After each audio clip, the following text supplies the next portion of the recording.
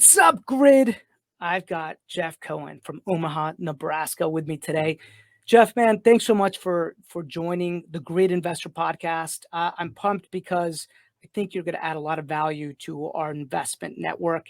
And, last time I saw you, we were at a big event that you had last year, which is coming around the corner again. Yeah, right? It is coming up. And Rob was able to negotiate a discount. So we'll talk about that here in a few minutes. But yeah, the Team Building Summit we host here in Omaha, and it's a yearly event for investors and agents and brokers and mortgage companies, title companies, insurance companies, coaching companies. We have a long list of businesses, and we're going to talk about that a little bit today. Well, I want to deep dive into that. But before we deep dive into that, what I want to do is I want to go back in time a little bit and understand, just so the audience understands your journey to where you are today. Because, just prior to jumping on here, you were telling me you guys just did 2,000 transactions under the KW brokerage that you own. But there's a different intent with that brokerage, which is developing all the ancillaries that come with that brokerage. And we're going to talk about that, but I want to go back to when you first started and kind of walk me through that journey a little bit, because it's pretty fast, man. It's pretty meteoric rise. So let's talk. Yeah, dude. 2006, so, right? As I sit here today, I'm 40. I turned 40 last year. Whoop, whoop. And let's go. It was fast, like getting here and all the things we do. It's pretty fascinating. And, it's a cliche, but it's the honest truth. There's no way I could be sitting here if it wasn't for thousands, tens of thousands of people that support us. I mean, it's all about having your visionaries and your implementers. And I didn't know what I was when I started. So as quickly as people can try to discover what they are and where their greatest strengths are, then you know where you should spend your time. But the greatest talent is discovering where your greatest weaknesses are, and recognize that it might be better off to leverage those weaknesses or outsource those weaknesses and entrust somebody else to be responsible for certain tasks that you either don't like to do or you're not good at. So Jeff, were you the visionary in that, or were you? Yeah, 100%. So I'll take you guys, let's go to high school, year 2000. So I'm in that unique class that supposedly we were going to be like on all sorts of surveys to like watch the class of 2000. I don't know if that's true. That's what they told us. Probably a scare tactic. Got out of high school, and just wanted to go to college, get my degree, and start making money right out of the gate. Like that was my passion. And I went to school for business, graduated with an undergrad in business in 3 years, thought I'd go on to get a master's and or go to law school, which is the path my brother followed. I ended up also, side note, during that time, spending 2 years in Brazil as a missionary and learning Portuguese and Spanish. So at 23, 22 years old, I have a college degree. I had spent 2 years in Brazil. So I have like this interesting perspective of the real world outside of the United States and what true happiness was and like kind of what I thought I wanted. And what I learned quickly were certain patterns that I'll talk about on your show today. The first pattern was being willing to be humble enough to ask people for advice. And I can't tell you how many people I know that get into a career and I'll say, how many people have you interviewed that are in that career? And they'll be like, well, what do you mean? I just started. I'm like, you went to college for 4 years to be an accountant and you never spent a day with an accountant when they're super busy working 90 hours a week? No, I had no idea. Well, what? How was the education system so broken? So what I did right in college, actually, my junior and senior year, I started interviewing all of my friends' parents that I thought were successful, that were in their 50s, 60s, retired, whatever I thought at the time represented success. And I call them informational interviews. And I followed this pattern all the way till today. And what I recognized was that other people have read different books, have listened to different podcasts, and have masterminded with different people. That's what makes us who we are. And so if I would mastermind with the right people, essentially the informational interviews become masterminds, I could level up all sorts of things that I didn't know I could level up at a much faster pace. And so I became obsessive with the books I read, the podcasts I listened to, but most importantly, the people that I associated with. And I asked people close to me, what career do you think I should go into? Should I go get a job at one of the Fortune 500s that's in my local city and drive 30 minutes to work every day and 30 minutes home and work the 8 to 5 grind and get all the amazing benefits? Or should I go off and like forge my own path? And I knew with who I was, and I was cognizant of the fact that I was an entrepreneur at a very early age, and I could share stories on that later. But I knew I needed to work for myself. I needed no limitations. I needed to be able to go a million miles an hour and be able to grow whatever I wanted to grow without people getting in my way. So My mom had been in the real estate business, and I chose to follow in her footsteps and get my real estate license in college. So kind of rare. Most people go to real estate school, nights, weekends, whatever. I took college courses, got my real estate license in 2006, and started selling as a residential agent in 2007. And I did that for 6 years. I became the #1 agent in my state, I think, in like the first 5 years. And I built a real estate team. So in 2011, we launched a team called Omaha's Elite Real Estate Group. And it went from me doing 70 deals a year to the team within 6 years, we were doing 700 deals a year, making us the fastest growing residential real estate team in history across all brokerage brands. And if anyone can contest against that, I'll send you a $100 gift card to the restaurant of your choice. Just reach out to Rob and tell him. I love it. They have to be single family homes. It can't be lots or multifamily, hundreds of units that way. So our team in 2020 decided to leave Berkshire Hathaway. And we were, by the way, the #1 team in the world at Berkshire Hathaway at the time. And we launched a brokerage. And I'll talk about with your audience why we did that. But in 2020, we officially launched in January, right before COVID. We moved from a 3,000 square foot office that had 25 agents to a 10,000 square foot office that had 25 agents. And we grew rapidly. In the last 2 years, we've grown over 500%. We went from 700 sales to 2,000. We went from 30 agents to 150 agents, where we went from 1 location to 9 cities across Nebraska. But the real success in that, and I know you're going to want to pick apart some of the failures through this journey, but the real success, I feel like, in that growth, one was during COVID. So it speaks volumes to our ability to navigate the changes. And I know that's something we want to talk about today. And I'll speak to the hybrid tech powered office we built for COVID, previous to COVID, not knowing COVID would exist, but we believed it was the future. And then we also did it during crazy political unrest. You had rioting, and this hit all the small towns too. I mean, we're in Omaha, Nebraska. I think we're the top 50 city in America in population. And we had crazy rioting downtown. And that stuff halts growth typically. You don't see growth when all of this is happening. So to be able to grow amidst that, I think to myself, well, what would have happened if it wasn't all of that stuff going on, which is what I now get to watch over the next 2 or 3 years. So my question is this: why did you decide to make that transition, right? From team to brokerage? Do you run a team bridge model? Like, what was the thinking with that? Because so many people, so many people get stuck in just kind of doing the same thing over and over again, year after year. And it looks like you iterated like the version of yourself, like faster, right? So, well, what's interesting is I have a couple of things I'll say to unpack that. So Warren Buffett made a great recommendation. He said, a lot of people always say, don't put all your eggs in one basket. Warren always says, you can put all your eggs in one basket, just watch the basket. So I don't think that it's necessarily wrong for someone to be focused on one thing. Gary Keller wrote a book called The One Thing. It's a New York Times bestseller. Great book. It applies to any industry, but he talks about how a lot of major companies became popular off one thing. I mean, Nike exploded with the Air Jordans. Michael Jordan, obviously, he was an amazing basketball player, but he made most of his money off the Jordans shoes. And there's a whole list, and he breaks it all down. But it's okay to do one thing. And I think it's important to do something great consistently over long periods of time. That's what success is. It's doing the boring and the mundane perfectly over a long period of time. But for me, I get bored. So visionaries need to continually have a new vision. And so as I got bored, I'd start another business, or I would move one business and change it to something else. And I feel like a lot of people start to get bored, and that's okay. But be sure, like, when that friction starts, and a lot of investors I know feel that, when that friction starts, find someone to do the things that are boring to you, that you've lost interest in, and put yourself in a new position. You can literally fire yourself, which is your active role, and you put someone else in that active role, and then go choose a new active role. And so one other thing I always say is true leaders, and the big reason to answer your now specific question, that true leaders serve their followers by giving them the ability to be just like them. When I ran a real estate team, I did not have the freedom at the brokerage I was at, and most real estate brokerages don't allow teams to have teams within their team, and B, ancillary businesses that compete directly against the brokerage's ancillary businesses in their office. And there's 3 different types of agents that come into the business, and it's the same thing in the investment world. You have dependent agents. They need their hand held. They typically join a team at first. There's interdependent, and that's your traditional agent. That's a traditional person that knows how to fill out a contract, but they still need the broker, to have the jurisdiction over them, and to have the broker's license, and to provide them an office and a printer and an admin. And then you have an independent person who wants to be able to operate on an island and only pay a set amount per year, but then they can do all the things on their own. They already have their broker's license. They already have their listing presentation, buyer presentation, training, all their own stuff.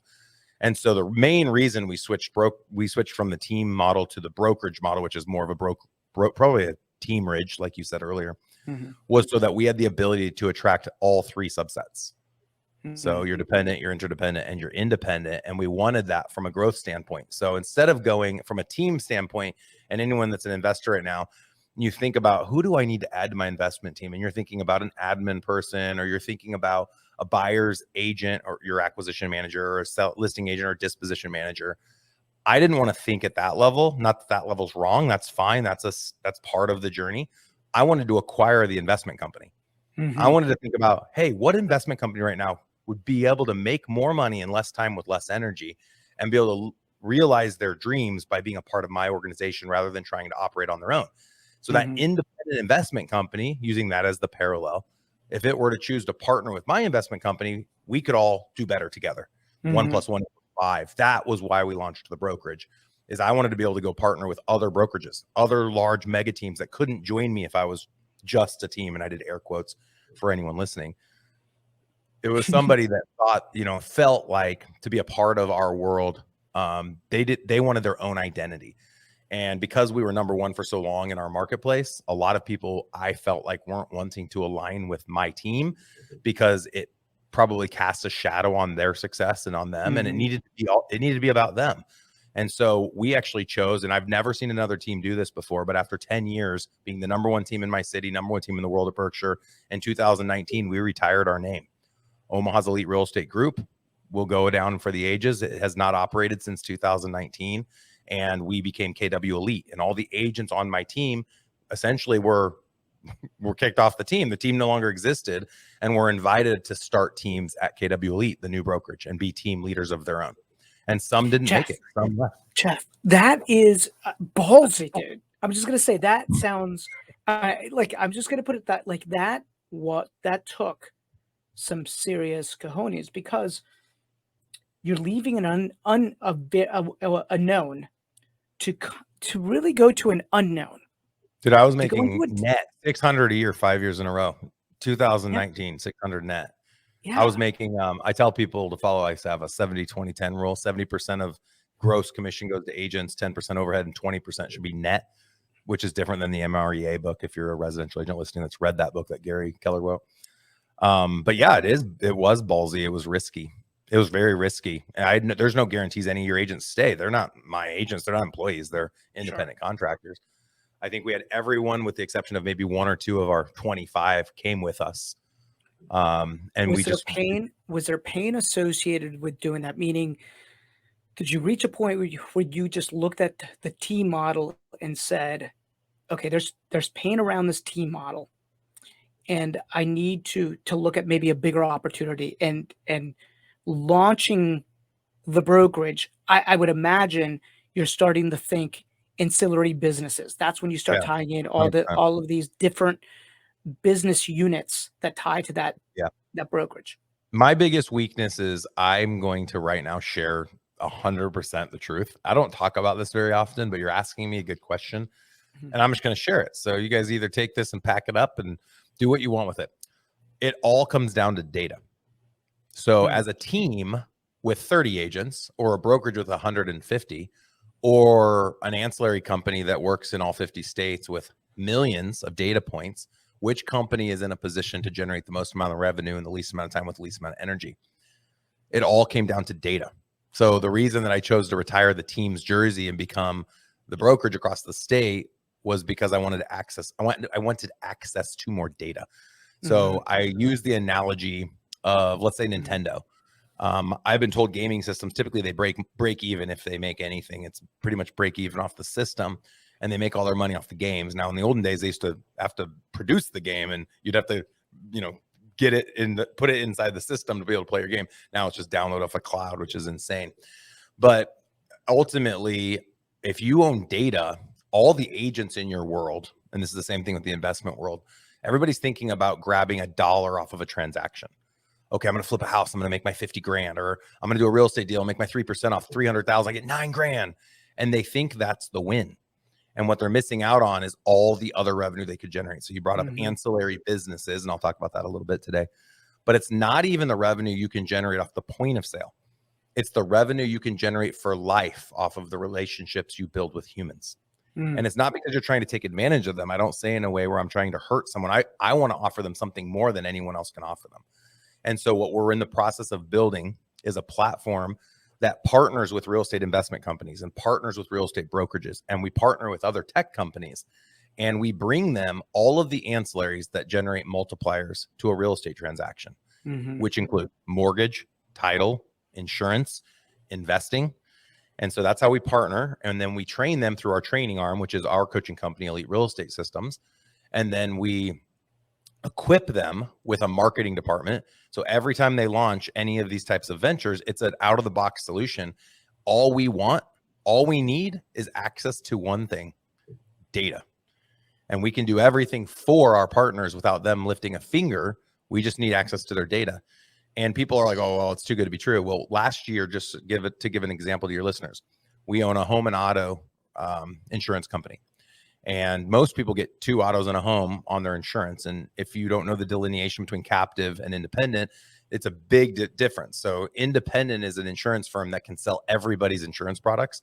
And captive is a company like State Farm, where you only can sell State Farm. You can't go sell anyone else's company.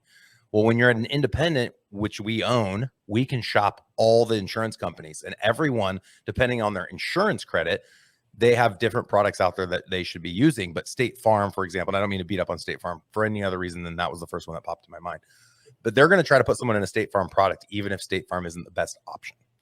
And so we have closed over 50% of buy sides. So we had 2,000 sales last year, called 1,000 buy sides. 500 people in 12 months ended up going with us for home and auto. So for the people that don't know what that means $500 times 500.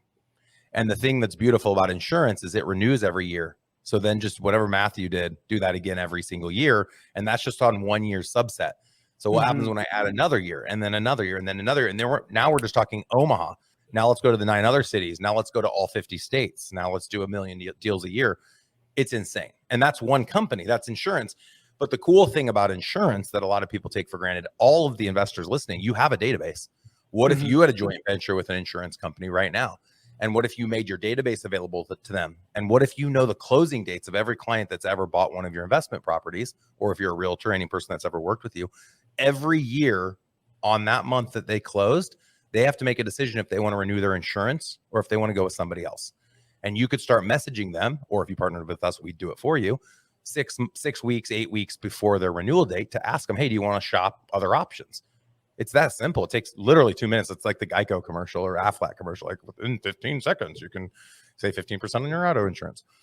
So I don't know a lot about anything. I'm not the implementer. I don't have licenses for anything. So I own everything. And I'm the visionary for a lot of the businesses, but I don't do anything. I have no title. My kids are like, what do you do? I'm a visionary. Okay, Dad. What does that mean? I do the things I love. You know, we got to hang out last year. You saw me, you saw my house. We played pickleball. We went down to the event. I do podcasts like this. I get to meet with all of my direct reports, the CEO, CFO, and COO of all of our businesses, meet with me and our entire group every other week. So those are like, that is my active role. But I became obsessed with being cognizant of the active roles that I chose to be in, and then the passive income that I was able to generate. And to me, you're always in an active role. Even when people choose to get retired. When people say I'm retired, you're still in an active role of doing nothing, right? Or an active role of golfing or fishing or traveling or whatever it is you dream of doing when you retire. You're still active. It's what you choose to do every day. Passive income is income that comes to you without you doing anything. It's investments in the market as long as you're getting a positive ROI. It's your investment team all doing stuff while you're on a trip to Cabo, and they don't need you to be there to make all the decisions. Most people never get out of the active role of their business. They build a business that requires them to be necessary. And that's the biggest mistake people can make. And a lot of people listening right now are probably agreeing with me, even if you want to hate the idea behind it, it's the 100% truth. Jeff, I love this, and I'm going to dissect a little bit about what our business looks like, because it's very similar, but it would come at it from a different angle. But before I do that, that's not possible to do what you just done unless you create what I call a lead machine, like a machine that's generating active income, which it sounds like your brokerage, your team initially was that machine, and then it moved to the brokerage side. So that's that machine where income is coming in, and then you have the ability to point energy in different directions: mortgage, title, insurance, investments. I'm curious, which one out of all those do you like best, and why? Uh-oh. If you're a business partner of mine and any of those businesses, shut this off for about 5 minutes. I find the investment business the most exciting. The main reason why is you own something that doesn't require point of sale. So, and I'm talking buy and hold. I couldn't, I was so shocked. You and I are in an investor mastermind together. I've been in several of investor masterminds, and I've been very surprised how many people talk about flipping and how excited they get about flipping or wholesaling or wholetailing. And you hear all these buzzwords and everyone's so excited. Well, I've made millions of dollars and I've paid millions of dollars in taxes. There's nothing exciting about making money. It's the worst thing that you can possibly do. Making money, building wealth is exciting. And so the government has allowed us a little cheat code called the BRRRR strategy. And so I can close on doors and BRRRR the house at closing as long as I can cover my debt obligation with $300 of cash flow per month. I'm pulling $20,000, $30,000, $80,000 of equity out of houses at close because we're finding them for 30, 40, or 50% below market value.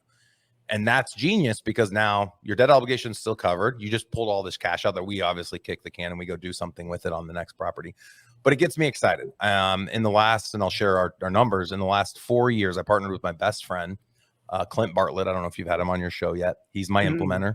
He's we awesome. own a company called Dynamic Properties. He's great. We've bought over 140 doors that we've held. We've bought probably 600 doors. We've kept about a third. And we just had an appraisal done last week and they were valued at $20 million.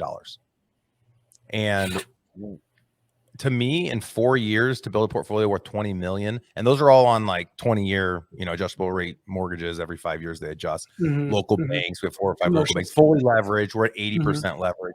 So no one go away thinking, oh, dude, this guy's worth 20 million. I will be in 20 years if I'm alive still, but I'll be worth a lot more than that because we're still doing this. We keep buying and buying and holding. And you're young. Yeah, 40. Go ahead. No, I was going to say, dude, I'm so glad we're having this conversation because we think so alike. It's not even funny. We didn't get a chance to really sit down and talk. You were hosting your event before, and you were hosting a bunch of people, and we were playing competitive pickleball, right? But we didn't talk shop. We're busy. Right, we're busy, and so I've always said the number one way that an agent or an investor that's wholesale, I mean, it's all active income, right? You have to convert that active income into passive income. And the only way to do that is by buying assets that you're going to hold long term.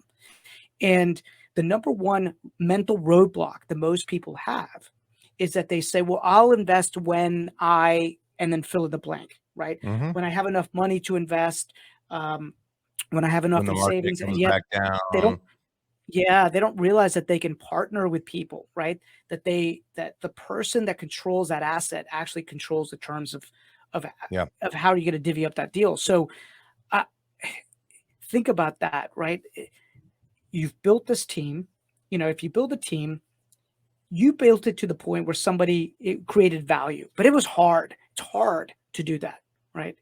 I recognize how hard that is, but you could buy an asset and immediately have a $50,000 net worth because of the asset that you purchased, and then another one, and then it's 100, another one, 150, another one. 100%. Before you know it, you've got 20 million. No one can argue it, man. It's insane. The number mathematically, it just makes sense. In the world we live in now and the luxury we have of being in the United States and the way the mortgage system works and the way the appraisal system works, like if you just listen and do it, like in the last 6 years, no one could fail. Like people told Clint and I when we started buying in like 2015, 2016, like, really, you're going to start buying into seller's market?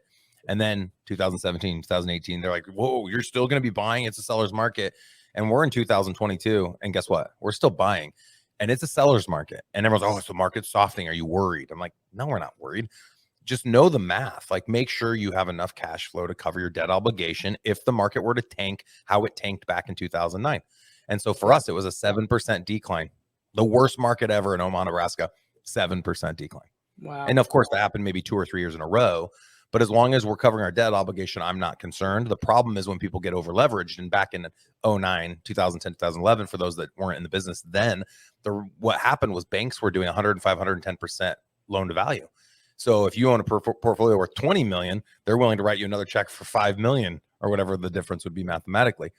And that's just insanity, because if the market goes down, which no one ever thought it would, then all these people were cash called and they couldn't do it and they had to foreclose. So make sure you cover cash, your debt obligation, so that doesn't happen when the market goes down. It will go down again. Of course, we just don't know when. But you're dead on. I agree, Rob. The other passive income that I am excited about, I already spoke to, and that's insurance. Other than that, everything else I do is point of sale. And what I mean by point of sale is it's connected to a transaction taking place, like a flip or a wholesale or a wholesale. So mortgage refinance can happen after point of sale, but that's only when rates are low that you're really crushing it. Last year, refi was the biggest it's ever been, lowest rates ever. I mean, that was the biggest business. Title, not a sexy business, but title insurance makes money. We net around $300 a transaction. So not a big deal if you're only doing 10 deals a year, but if you're doing 2,000 deals a year, that adds up pretty quick. There's a lot of cash there. And you talked about the energy that's generated from the different business entities, and one business and that energy, which let's just call it money, begets the next and begets the next, as long as people are willing to take a step back, to take a step forward. The mistake I see a lot of people make is instead of taking that step back, like I did when I retired my jersey as number one, like a lot of people's egos are too big, or their identities are wrapped up in their team's success, to completely dismantle it. Jordan tried to do it. I was just watching The Last Dance. He went back to 45 for like a game and completely just sucked it up. And he's like, I need 23. It felt more natural. He needed that identity. So one thing though does lead to another. It's like dominoes. So I was an agent and I was selling a lot of real estate. I made 100 grand my first year at 23 years old. That's not normal. So no one listening and think, oh, this is like normal. Like that was abnormal. I worked more than most people. I think I worked harder and smarter than most people.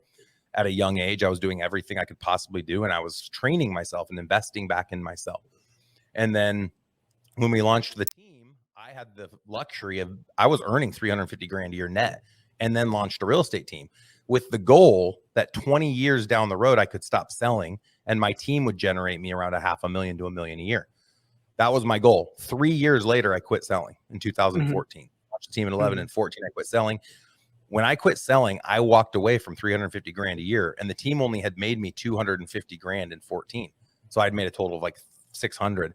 But I believe that if I put all my time towards recruiting agents, I could make more money net at the end of the year than if I put my time towards prospecting for leads. Because the way I looked at it is the agent was passive income. I knew an agent netted me 20 grand a year. And if I sold a listing, I'd only make 20 grand once, maybe every 11 years. But off an agent, if I recruited an agent, I got money for 20 grand every year. So the difference between an agent and an investment property, the investment property has to stay with you because you own it. The agent's an independent contractor.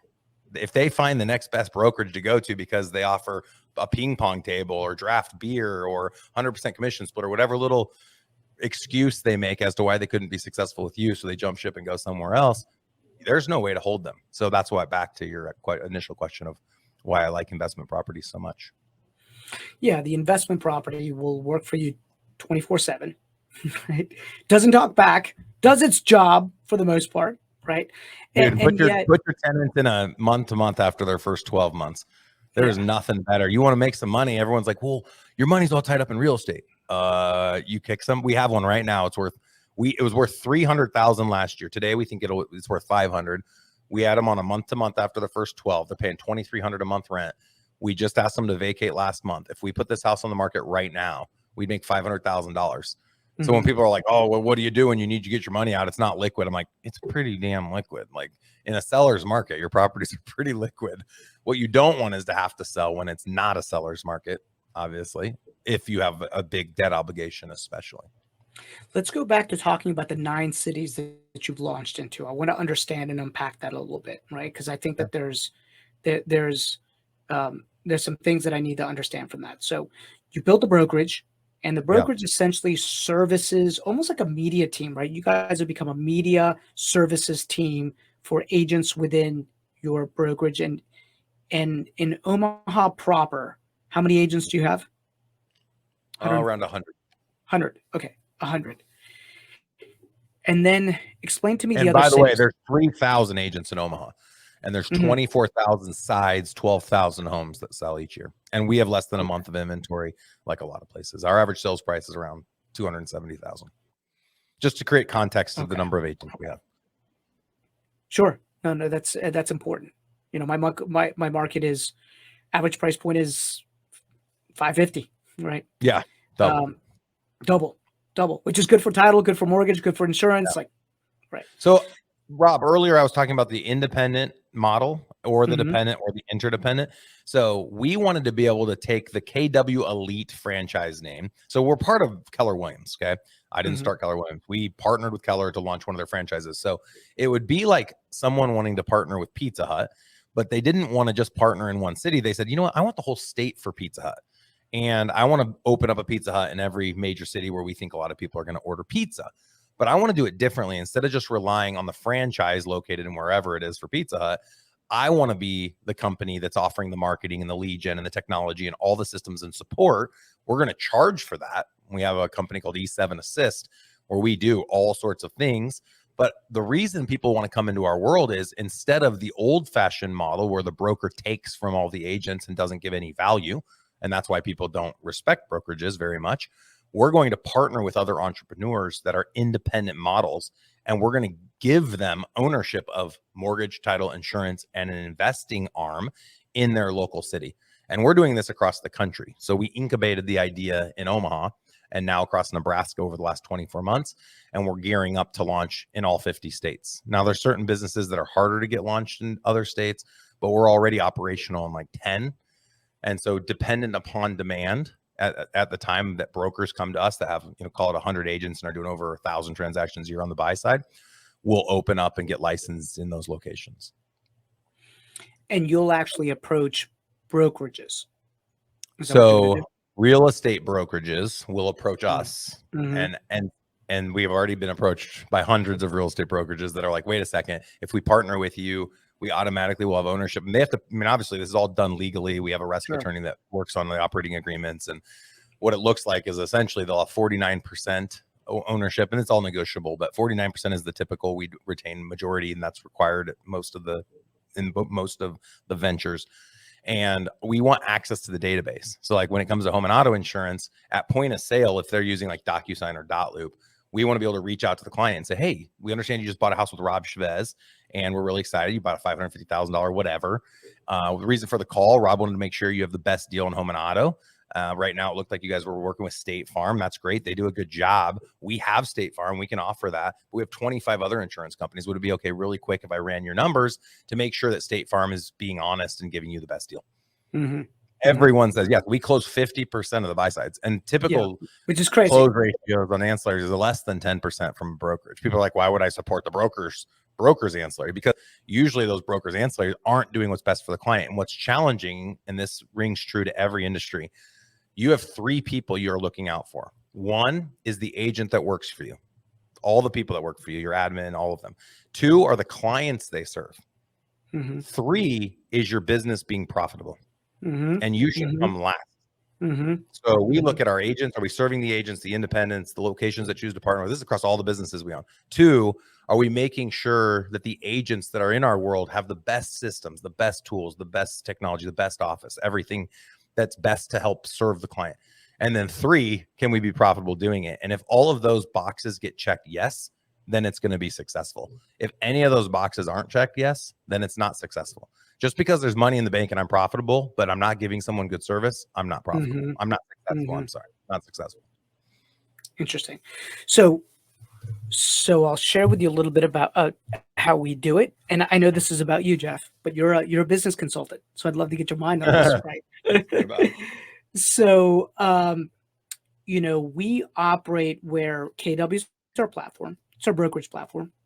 And within our MLS here, we have 6 separate offices. So the Kaza Group sells no real estate at all. It's a Mhm. servicing arm to the 6 different real estate teams. It's also a servicing arm to the construction business. It's also a servicing arm to the investment business. It's also has a title ancillary business that's attached to it, which, by the way, I don't own the title company. We formed a JV with them. So one of my questions is, do you actually own the title company? Well, Do you have a own it JV? if you have a joint venture. Well, we own that piece of the You own your entity. joint venture. I own Right. my joint venture, right? So everything we did, we started from scratch. We incubated every business entity because I wanted to be able to expand it nationally. Yeah, So we wanted to operate that in was all my 50 question. states, and I wasn't going to be able to launch a JV. So like if you guys are getting approached by companies and they're like, hey, I'll do a 50-50 or 49-51, and then you want to go launch in an area across the country to another location, how do you do that? Like, how do you cut up that pie? Most people, by the way, don't want to do what I'm doing. And Mhm. so when I talk to people about this, I'm like, take the JV deal. That's a great deal. And depending Mhm. on what your goals are, usually that's going to be a good deal. Most people aren't launching a brokerage going, I want my brokerage to serve all 50 states and, expand all over the country. But Yeah, because the level of complexity. I mean, now you're responsible for the title. You're responsible for the mortgage. Like, I mean, I would the imagine that people you I guys are. partner with are, but yes, you're right. Mm-hmm. Yes, somebody's going to have to oversee that. But here, my whole thing is so I flew into Sao Paulo, Brazil, largest city in the world, 26 million people at the time when I was there in 2001. And there's skyscrapers that you get to. And I had been to Manhattan a couple times. And I was like, I see the skyscrapers like, oh, we're downtown. And then there were skyscrapers. And then there were skyscrapers. And then there were skyscrapers. 5 minutes in an airplane, skyscrapers. I was like, how is this even possible? Like just endless skyscrapers. So the point of the story is someone built those buildings. Mm-hmm. I know engineers can listen to this and like, you get that process. I don't get that process. But what I recognize is that we see things as if they're impossible, but start telling yourself like someone did it. So Mhm. like getting licensed in all 50 states, like figure it out. Somebody already did it. So like, is there a way to partner with that entity that already did it and then just Sure. create a different name? Like there's a lot of different ways to do things. The challenge is, Rob, and I think you'll agree, and then we can get into the consulting question if there was a question. Mhm. The biggest challenge I find is that people get so stuck in their active roles that they don't get to spend time thinking outside Mhm. of what their Mhm. role is to really discover their greatest potential, to really, achieve their highest level of existence or their highest potential. And it's disappointing to me. It's always on yourself. Like go read the Extreme Ownership by, I think it was Jocko Mhm. that wrote that book. Mhm. It's you. Like you got to choose. Like who do you want to be when you grow up? You get to make that choice every day. Who do you want to be in every area of your life? And if you're not where you want to be right now, it's 100% your fault. Yep. And so what changes do you have to make? First, it starts with your mind and the way you think. And then your thinking changes your actions, and your actions get you new results. And the results might be good or they might be bad, but either way, you win. Because if they're bad, then stop doing that thing and change again. But if they're Mhm. right, then double down on what was right, and you can grow that way. But most people are just scared to change, and so they just do things the same way, and they complain about the result, but they're getting the result of the exact thing they're putting their time and energy into. They're getting the exact result of how they chose to spend their time. Yeah. And I'm pretty ruthless with people when they're like, hey, I'm upset because our numbers are still 200 units a year, and I wanted to be at 400. And I'll be like, did you double your agent count? Did you double your marketing expense? Did you, Mhm. what did you change? Like nothing. I just thought it was going to change. It's like the world doesn't owe you anything. The only way you're going to get a result is by actually going out there and doing it. Yep. Yep. So my consulting question was, you could have done that with the team, right? You've seen teams expand, but it almost sounds like what you decided to do was expand brokerage services instead. Yeah. Which I understand the appeal of that because you get a lot of independents that want their own brand, but they want to be tied to maybe the media company or the services company.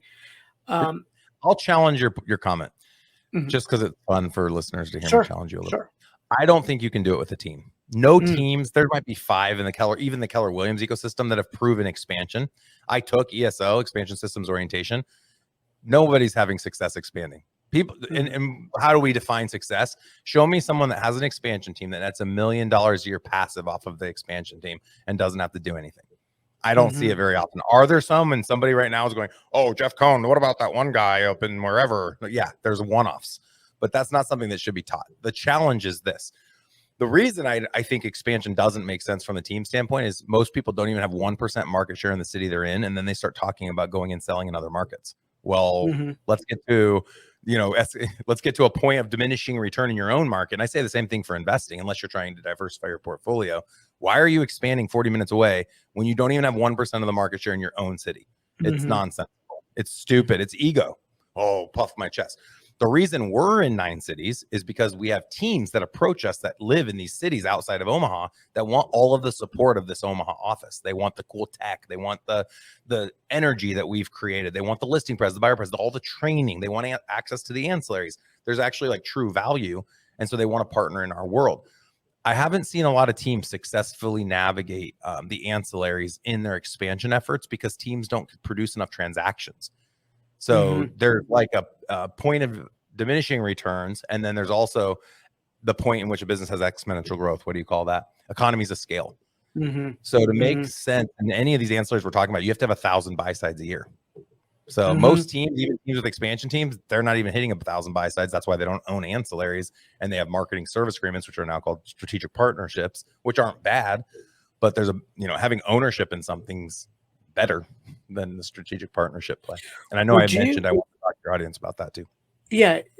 Well, let's deep dive in that. When I think about it, let's look at one of the one-offs. Let's look at Place, but Place wouldn't call themselves a team, right? They would say we're a platform, a coaching marketing platform that services teams across. Yeah, and they do it across country. all brokerage brands, right?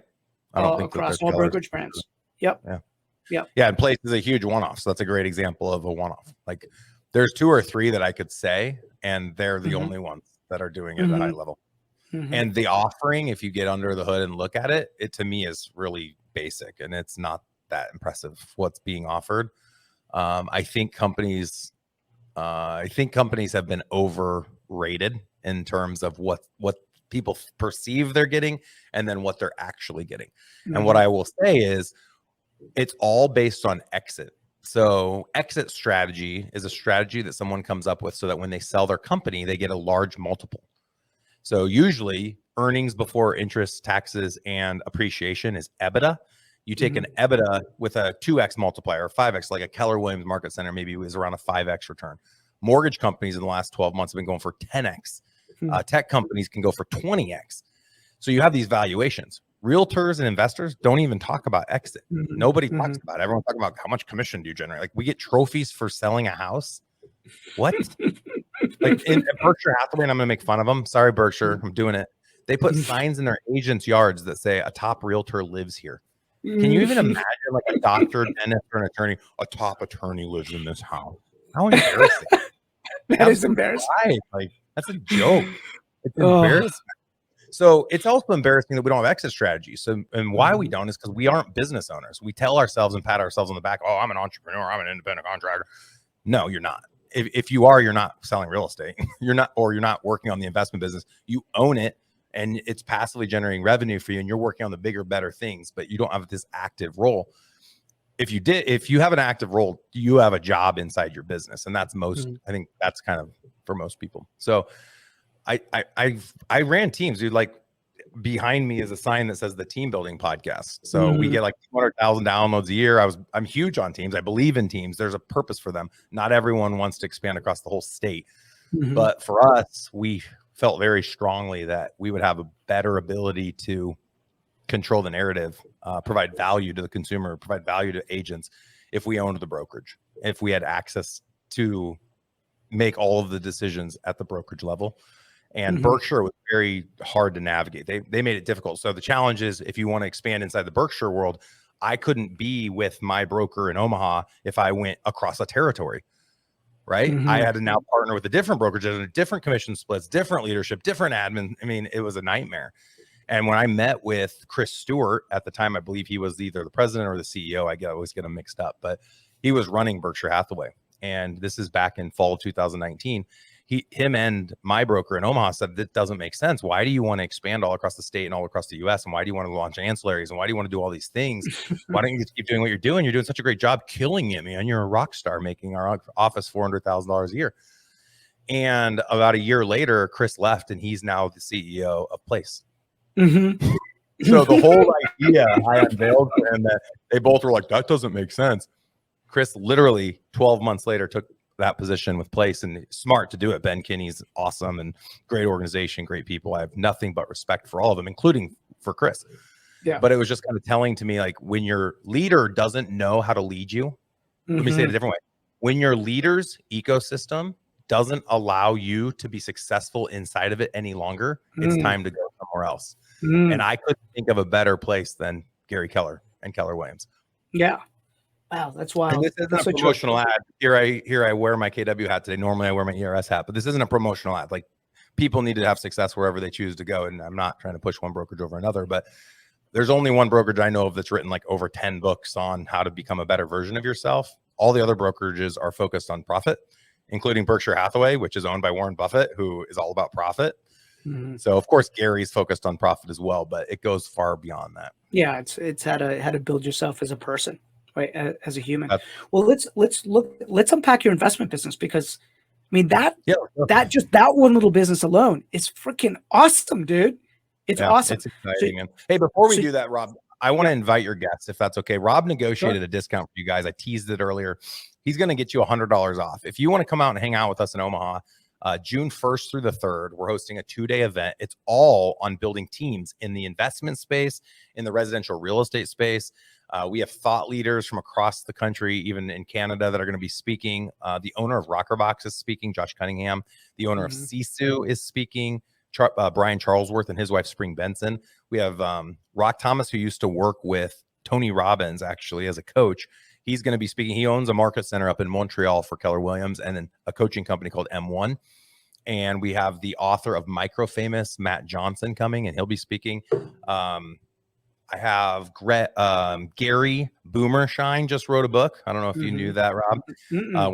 Rob and I are both in the same group with Gary. Gary's coming and keynoting at the event as well and speaking about his book. So it's going to be a pretty awesome event. This will be our biggest event yet. We'll probably have a couple hundred people there, but the after hours is the best part. So we do a silent disco and we have a ton of cool things planned. So if you guys want to go check it out, don't have anything going on the first week of June, it's in downtown Omaha. It's a great place to travel to because it's like a 5-minute Uber ride from the airport to the Marriott Capital District. The whole event is in the Marriott. It's super nice, brand new facility. Go out to the teambuildingsummit.com and then put in the word podcast so that we know it came off this podcast. Just put in the word podcast at the top. It'll get you $100 off. It'll be $297 and everything's included. I mean, the hotel's not included or flight, but the event's included. The food at the event is included. We have all sorts of little surprises. We don't make money on the event. It's totally break even. We make money if you choose to join our coaching company. And that's transparent. And what I'm going to say is Jeff does everything first class, right? It's first class. Last year was super impressive, man. And what I loved about it was, here was the thing. This is when I knew like you had a ton of leverage in your life. We're hanging out. We're at your house. We're like swimming in the pool. We're playing pickleball. In the meantime, you got this big ass event that's being put on, right? Not breaking a sweat. Or at least you didn't look like you were breaking a sweat. I didn't think about it. That's not what I do. Didn't even think about it. Yeah, you just showed role. up. That's right. You just showed up and you did this, what you do best, right? Which is, and I have amazing people. I mean, I wouldn't have been able to do it without my support. Well, let's talk a little bit about that, right? Right there. Just amazing people. To do this, you have to be able to nail the leadership hiring piece of the business, right? Like people need to stay with you for an extended period of time to really like anchor in and grow roots and all the rest. What do you think is, what words of wisdom would you have around that hiring and retaining great people? Yeah, I have it. It took me a long time, but I do have it. I'll say that confidently. There's a book out there, and I read the book after believing in this concept. The book was a validation of the belief system, and it's The Dream Manager.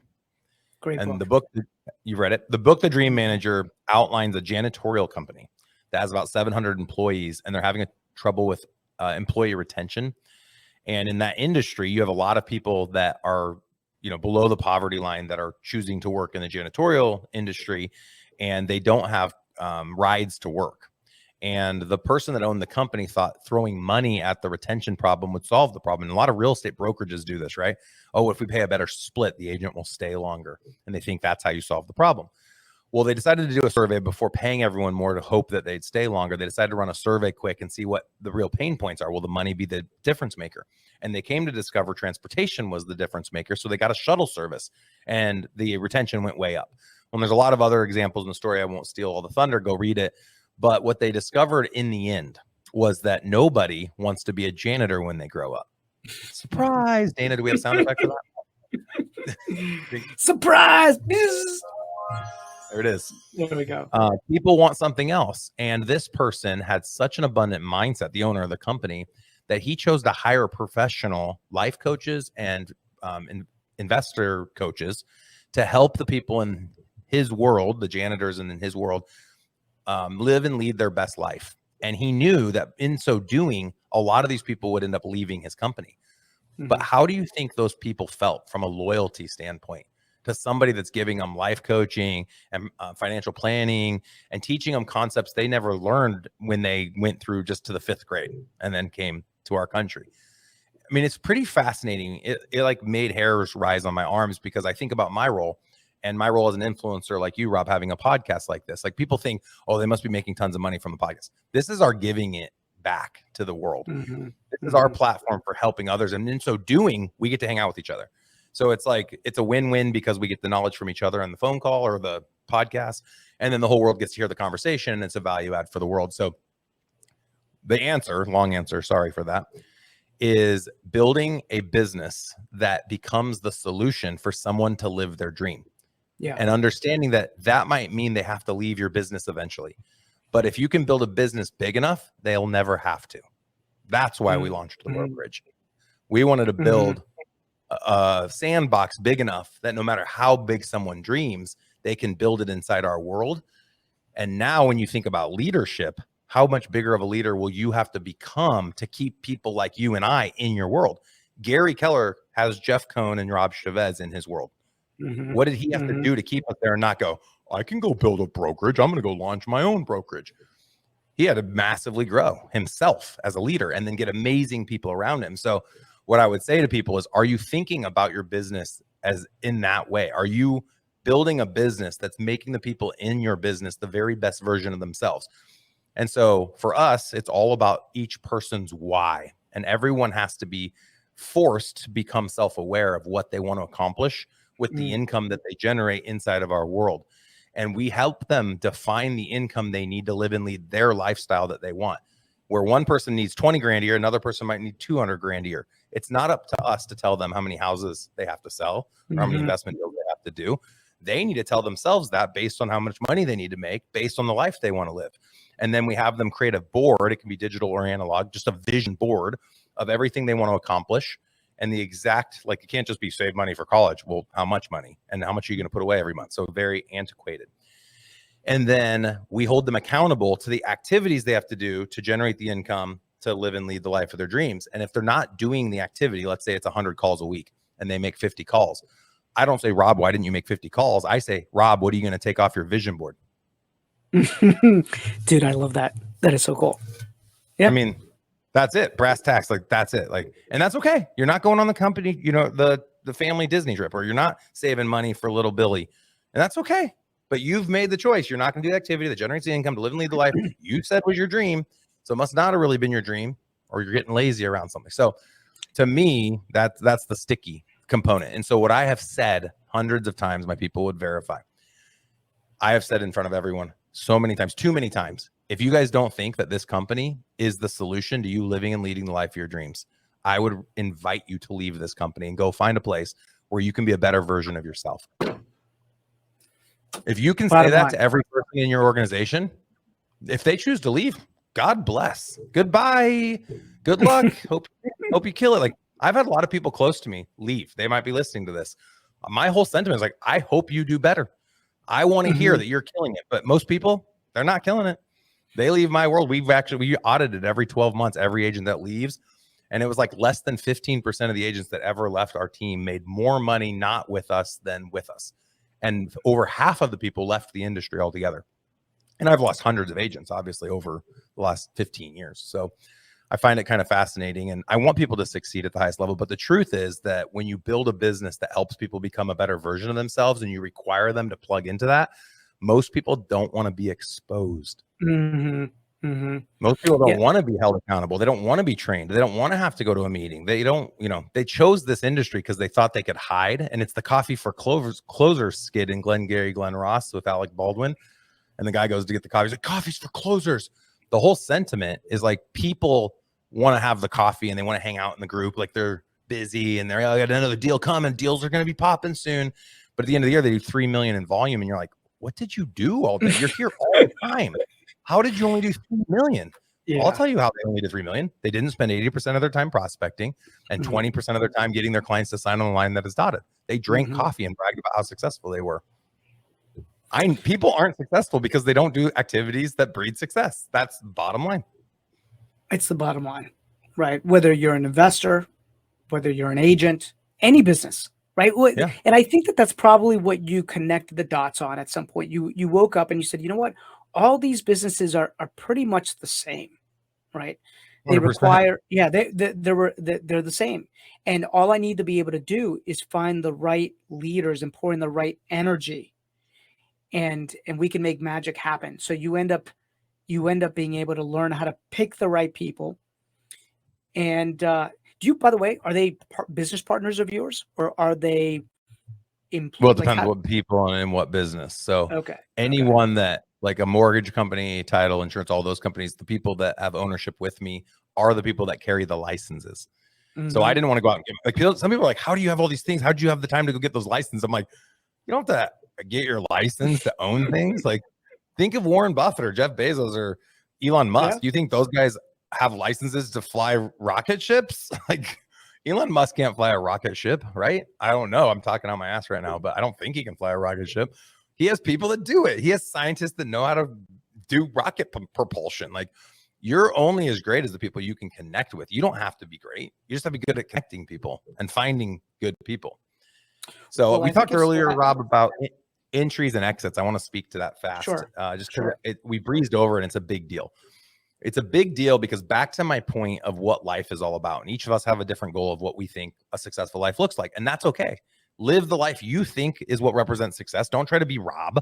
Don't try to be Jeff. Don't try to be Dana, who's my producer here today with us. Be you. Be your best self. But you need to know how to quantify that, or else you'll never be successful. So what is success? And that's what the whole idea behind the vision board.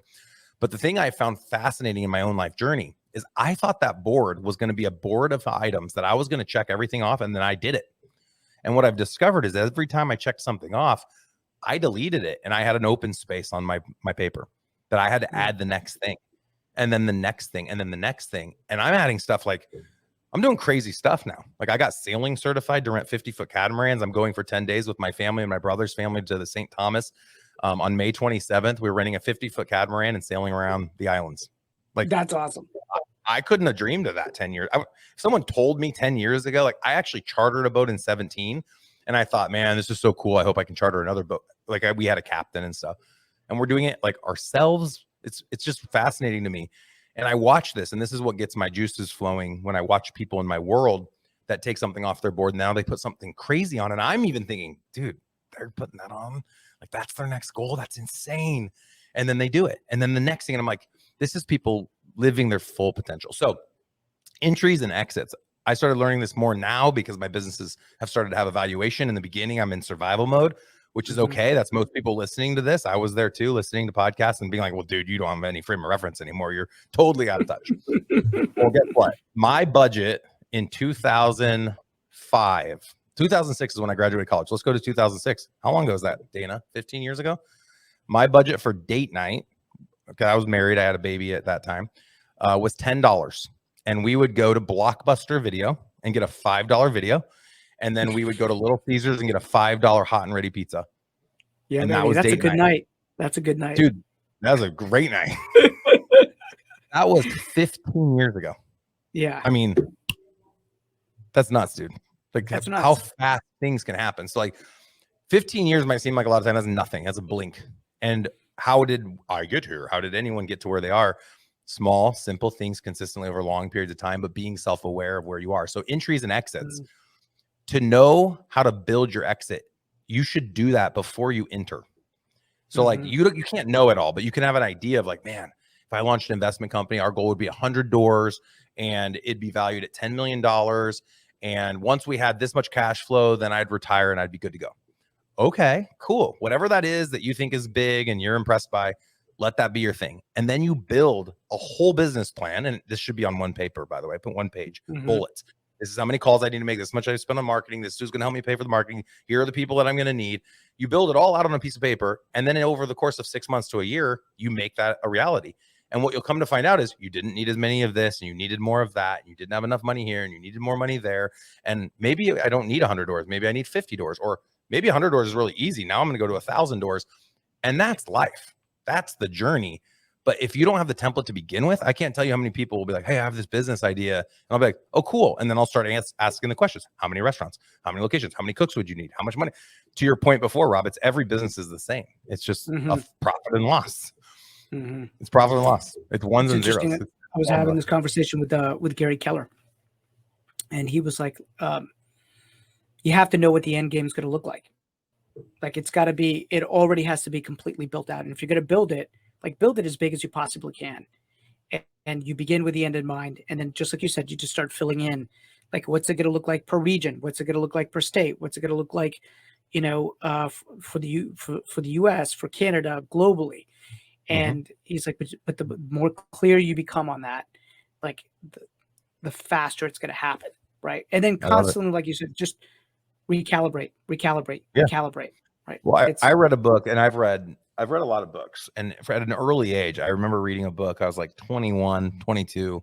I got married young right after I got back from Brazil, and it was called Smart Couples Finish Rich by David Bach. And then he wrote a second version called The Automatic Latte Millionaire. Oh, yeah. He also wrote The Automatic Millionaire. Probably. And then I read a book called How to Be Rich or How to Get Rich. It was by the guy that started the European PC magazine, and then he did a US version. And something has stuck with me ever since reading the book, and I hope this applies to the listeners. He said his pursuit in life was to be a billionaire. That was always his thing, which, fun little side fact, I think there's around 2,600 billionaires right now. A year and a half ago, there were only like 2,000. So there's been like this huge influx of billionaires, which is kind of weird if you look at what's been going on in the world the last 12 to 18 months. But there's not a lot of billionaires. So that was this guy's goal, just for fun. Like, hey, I want to be a billionaire. So in his 30s, he says in his book that he was worth $100 million net worth in his 30s. And it took him another 30 years to be a billionaire. Grinding, right? To get to 100 million to a billion, he grinded for 30 more years. And he says his biggest regret is he wishes he could go back to be that 30-year-old at 100 million net worth and write poetry on the hills of Italy for the rest of his life. He wasted 30 years to obtain $900 million, and he can't buy that time back with $900 million. He said he would give $900 million to be 30 again. And it's really fascinating because we judge ourselves based on all these other people. Like, we're in this group together, Rob, and there's people in that group with tens of thousands of doors. And Clint and I have 140 doors, and then other people have 10. Like, there's people listening right now that don't have a door. Don't become something. Like, if in the beginning you need someone to inspire you, great. But like, figure out who you are and what you need and what your exit is and what your life would look like if you were making enough money to meet your needs. Like, what would you keep doing for fun? Would you be surfing? Would you be working still? And there's not a right answer. That's the thing that's so fascinating. There's not right or wrong. It's what's making you happy and what brings fulfillment to you. Man, that is, those words are so wise, right?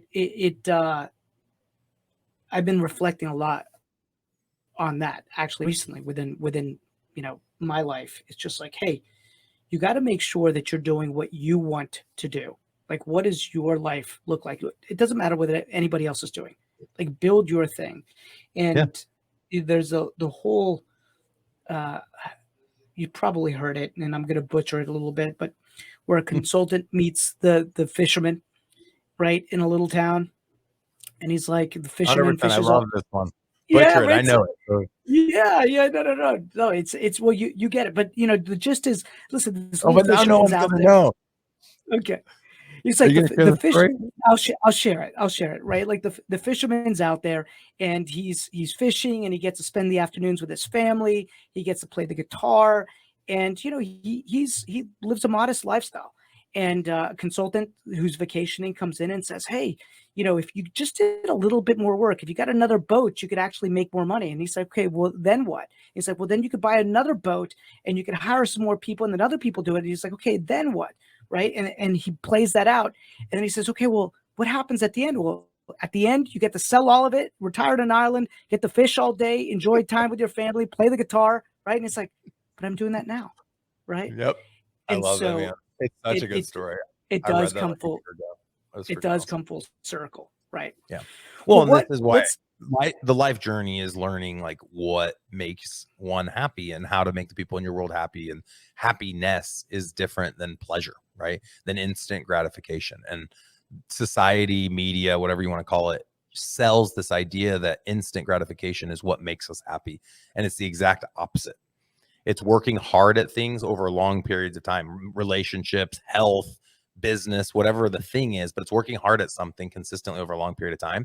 And the happiness, in my opinion, is not found when you pass the finish line, because there isn't one unless it's when you're under the grass. Happiness is discovered on the path to greatness. Mm-hmm. That is when you are the happiest. It's when you're in the deepest, darkest, hardest, most challenging moment of your life. And you think, this is so hard, I can't believe I have to be here to get there. And once you're in the metaphorical there, I did air quotes for those listening, you look back and go, I was so happy when I was at the office till 10 at night and grinding and missing stuff. Like there's a sense of happiness because you're sacrificing it all and you're putting it all out on the line. And you think about sports. I mean, if anyone listening is like an athlete, I think about the greatest time in sports for me. And it's like when I was in the gym, sweating it out, working hard, 2-a-days in football. Like you wouldn't have thought that's what your happiness was. You'd think it was when we won the state championships, which my team didn't. But if you had won a state championship, that's when you're the happiest. No, that's not when you're the happiest. Like I've been watching The Last Dance a second time with Jordan, and he like just crumbles after the championship where his dad had just passed away. Mm-hmm. It wasn't about winning the championship. Like he didn't cry because he had won a championship. He had cried because his dad had died and his dad wasn't there. And he had sacrificed so much to get to that point, to bring that team to that. I think it was the fourth one. I don't remember. So I know we're getting into some freaking stuff, but it's important. So I wrestled D1 in college, right? And oh, nice. I didn't know that. If anybody knows about that, you give up your life to essentially train 2 times a day, and it's not eat, dude. It is friggin' difficult, right? And the weight class doesn't even fucking exist anymore. Oh, sorry about it. Doesn't even exist anymore, right? Your weight class. My weight class. It's 118, right? So I cut from 145 to 118. No, and I trained like all the time, but I look back with so much self-pride and you build so much self-worth that literally you just realize I can go through hell and come out the other side. And like, it just like, I think that's why I love hiring athletes many times, because they understand this concept of failing forward, right? Like you're going to get beat up. That's it's just the game, right? You're going to fall. You're going to pick yourself back up. You're going to learn something. You're going to calibrate, and you're going to say exactly what you said earlier in the podcast. Like, okay, this worked. This didn't work. Let's get rid of this. We're going to do a little bit more of this. And that's constant. That's an athlete's life. That's a business owner's life. And I think that's probably one of the greatest things I learned when I was wrestling in high school and in college. Is just like, you have to constantly improve and put yourself out there and test. Yeah. Right. I love it. When I, and we'll end on this if that's okay. But when I got into real estate, my grandma cried because she was so unhappy about it. She thought that I had chosen a lesser path, if you will. And I think about this for anyone that's an investor. I'm sure anyone can flag, oh, I'm an investor, but like, what does that really mean? When I meet someone, they say they're an investor, I'm like, okay. Like, are they really doing it? Or are they talking about doing it? There's a big difference. So my grandma thinks, oh, geez, this is what he chose. And he has like a college degree. And he was like one of the kids that was going to make it. And he just chose to be an agent. And I had like, if someone asked me today, like, there's no way in the world. I would have thought I was going to be an agent still. And that's not a bad calling. Like agents make great money still right now with commissions where they're at.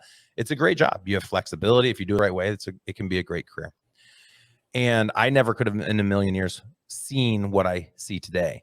But to your point, I had lived in Brazil for 2 years, and I lived in the poor areas, which are favelas, and they're like slums, they're like the projects. And I watched people who had 1-bedroom studio houses made of brick walls with no insulation, no electrical. They had a porta potty in the back, which isn't a porta potty. It's like a lean-to of wood they find on the road, and they dig a hole in the ground. Like, I saw what you see in those commercials where like they say, hey, send money to people in Africa. Like all over the world, people live like that in their poor areas. Our poor in the United States, most of the poor, and I don't mean to be ignorant with this comment, they don't live like the poor in Brazil that I saw. At least I haven't seen it, and I've been to some places in the US. And so in the darkest times for me in my business, I think back to the people in Brazil, and I'm like, those people are the happiest people I ever knew. They fed us food. I was on missionaries, so like they fed us. I watched people not eat meals so that they could feed us as the missionaries. They're the most humble people on earth. And I think about our life today, and we like stress about things that don't matter a lot, too often. We're stressing about things that don't matter. And we're making it matter because it matters to other people. So it's the sentiment you brought up earlier, like what matters to you and your significant other and your kids. Really beyond that, to me, everyone can go F themselves. Like, sorry to throw that in there, but it's like, quit worrying about what your brother thinks. Your brother is not you. You don't need to prove anything to anyone else. Just you, your significant other, your children. If you have children, that's all that matters. And then it's focusing on being your best version every single day in every area, just a little bit better.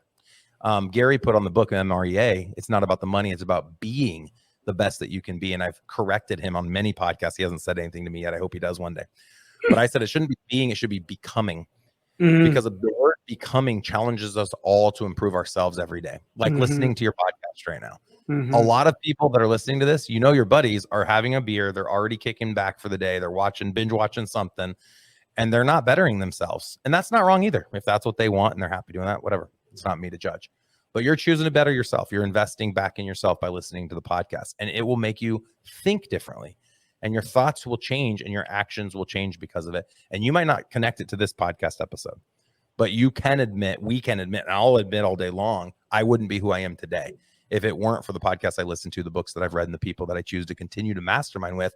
And the crazy thing of all of it is whatever you all think of Rob or whatever you think of me, the more successful, and I did air quotes again, I've become, the more I recognize I know nothing. The more I recognize, the more humble I feel, and this guilt/responsibility on my shoulders of making sure I take care of everyone else, of making sure I communicate on the podcast and at workshops and at events what it really means to be successful. And no more of this whole like fist bumping, crushing, they're a rock star, this event was epic. There's all these like cliches. And to me, it's all BS. It's big hat, no cattle. It's not about the money. It's about becoming the best that we can be. Becoming. Jeff, I love it, man. Thank you for sharing time with Grid today. I appreciate it. Man, this has been awesome. And I wish that I could see you in June, but hopefully I'm going to be traveling with family. No worries. That's a good reason. With us, it's family first, right? But man, thanks so much. So take advantage of Jeff's offer. I'm going to make sure that we put it in all the show notes, and we're going to try to get this out ahead of time so everybody can partake. But man, I've learned a lot today. I know people on this podcast are going to learn a lot. And I thank you so much for sharing time with me this afternoon, Jeff. I appreciate the opportunity. It's really great to chat with you too, Rob. Thank you very much. And if anyone else wants to enter into my world at all, you can follow me on Instagram at Jeff M. Cohn. I'm out of Facebook spots, so don't send me a Facebook invite. Just follow me on Insta at Jeff M. Cohn. And then if you are in the residential real estate space and or want to be in the mortgage, title, or insurance space, just go out to growwithers.com to learn more about our coaching, upcoming events, all that fun stuff. And if you want to play pickleball with him, he's a ringer. You think you got pickleball game? Let me know. Let me know. Look me up. Okay, man. Take care. Man. Bye. Thank you.